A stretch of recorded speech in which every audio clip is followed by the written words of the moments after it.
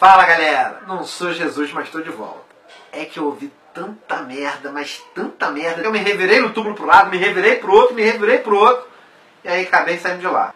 Eu demorei um pouquinho para me apresentar, porque tinha que tirar aquela palidez, né? 2 séculos de túmulo não dava para aparecer assim. E aí o que eu fiz? Vim pro Rio de Janeiro. Aqui é o lugar para tomar um solzinho, ganhar uma corzinha e tu ficar pronto para se apresentar de novo. E aí comecei a dar uns rolés por aí. Dei um pulinho numa banca de jornal, li umas coisas, parei no boteco para beber uma cerveja, fui ouvindo conversa daqui, conversa dali. Caralho! 200 anos se passaram e a situação tá na merda, cara. Não acredito nisso. Vocês não leram o que eu escrevi, não? Será que eu escrevi em alemão, cara? Tava difícil de entender? Pensei, vou ter que comunicar tudo outra vez. Mas vou fazer uma versão simplificada, que senão a galera não vai entender. Decidi fazer uma revista. Só que chegaram lá pra mim falar: porra, barbudo, revista? Ninguém mais lê essa merda. Faz alguma parada pra internet, que aí a gente pode ser que entenda. Achei a ideia meio estranha, cocei minha barba. Mas não é que a ideia é boa? E aí tô aqui agora pra esclarecer umas coisinhas e outras que eu já tinha dito tem uns 200 anos. Vamos lá, hein? A gente tem que fazer alguma coisa. Vou começar com essa matéria daqui, olha só. Dono da Zara desbanca Bill Gates na lista dos mais ricos do mundo. Até aí, parece que não tem nada demais, né? Alguns vão até dizer, vai ver que ele mereceu por isso e tal. Mas olha só que situação. O homem mais rico do mundo utiliza mão de obra escrava. Caralho! Tem gente que acha que para ficar rico é só trabalhar muito e não gastar dinheiro. Vou contar um segredo para vocês. Isso é uma bobagem. Isso não existe no capitalismo. A não ser, claro, para uma pequena minoria. E é uma razão muito simples. É que no capitalismo tem 2 setores.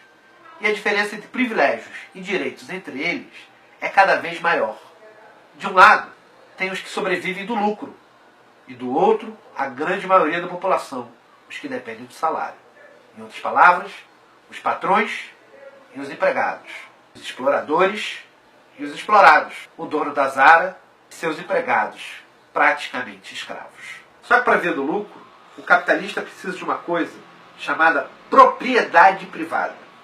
Ele tem que ser dono das máquinas, das fábricas, das usinas, da terra. E ele precisa de mais uma coisa, e é aí que entra o ó do Borogodó. Ele precisa que tenha alguém que não tenha propriedade. Alguém que seja despossuído e que precise receber um salário por isso. O cara que está do outro lado, o cara que é trabalhador, ele não tem nada, nenhuma propriedade, mas ele precisa sobreviver. E para poder sobreviver, a única coisa que ele tem para vender é sua força de trabalho. E é isso que ele oferece. Olha a grande sacanagem dessa história. O capitalista não se contenta em ter a propriedade. Ele precisa ter a propriedade e garantir que o outro não a tenha. Porque só assim ele vai aceitar ceder a sua mão de obra em troca de um salário para poder comer e sobreviver. E a pior sacanagem de todas é que quanto mais gente sem propriedade existir, menor o salário que o capitalista precisa pagar para o trabalhador. Essa é uma lei inexorável ao capitalismo. A lei da mais-valia. Vamos imaginar a seguinte situação. Um homem precisa de 10 reais para se alimentar em um dia. E ele não tem nenhum centavo.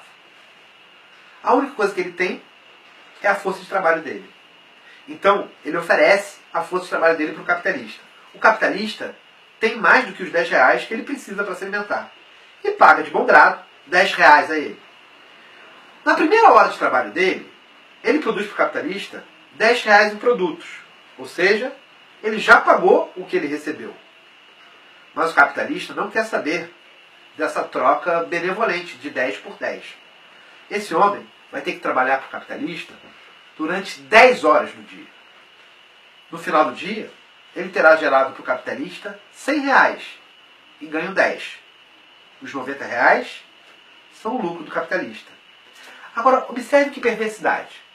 No dia seguinte, o capitalista, além dos 10 reais que ele já tinha para pagar a esse rapaz, ele tem mais 90 que esse rapaz gerou para ele hoje.